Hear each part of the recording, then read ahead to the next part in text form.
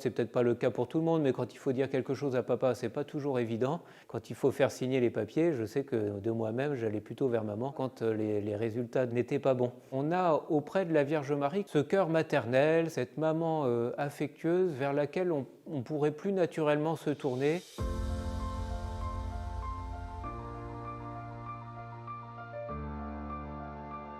Au XVIe siècle, un pape, Saint Pie V, s'est inquiété d'une invasion des Turcs vers l'Europe et a demandé à tous les chrétiens de prier à cette intention le chapelet, le rosaire.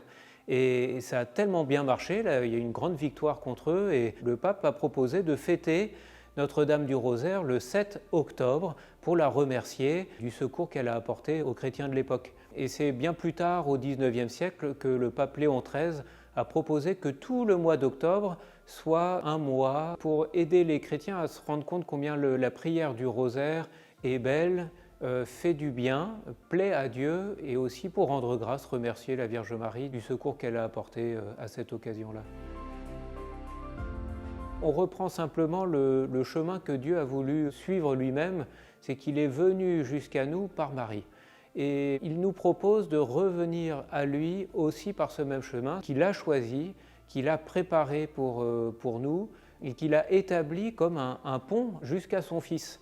À la crèche, la Vierge Marie nous rassemble autour de Jésus, elle fait le lien de communion entre les bergers, les mages, et puis on la retrouve dans les Actes des Apôtres, où elle est aussi un lieu central de rassemblement des croyants, en nous montrant toujours Jésus. Voilà, pourquoi à Jésus par Marie? Parce qu'elle est un pont et discret et efficace qui peut nous conduire à Jésus et que lui-même a choisi pour venir jusqu'à nous. Une dame très âgée, elle avait l'impression que Jésus l'avait oubliée. Elle avait 95 ans, ça faisait 5 ou 6 ans qu'elle était dans sa maison de retraite et elle disait « Maintenant, je ne m'adresse plus à Jésus parce que Jésus est sourd. » Et donc, je dis à Marie, Marie, ton fils est sourd, alors je me tourne vers toi pour que tu lui parles. Évidemment, Jésus n'est pas sourd, mais on a auprès de la Vierge Marie ce cœur maternel, cette maman affectueuse vers laquelle on pourrait plus naturellement se tourner. C'est peut-être pas le cas pour tout le monde, mais quand il faut dire quelque chose à papa, c'est pas toujours évident. Mais on passe plus volontiers par maman pour transmettre des messages ou pour rapporter une mauvaise note aussi. La Vierge Marie ne nous sépare pas de Jésus. Elle ne nous oblige pas à passer par elle, mais elle est un instrument de Dieu qui nous est donné en plus pour faciliter notre vie de prière, notre vie spirituelle et notre lien avec le monde divin.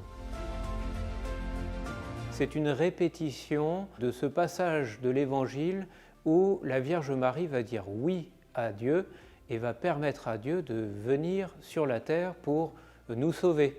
Voilà pourquoi il est bon de prier cette prière du rosaire, parce qu'on répète cette parole de Dieu, parce qu'elle est belle.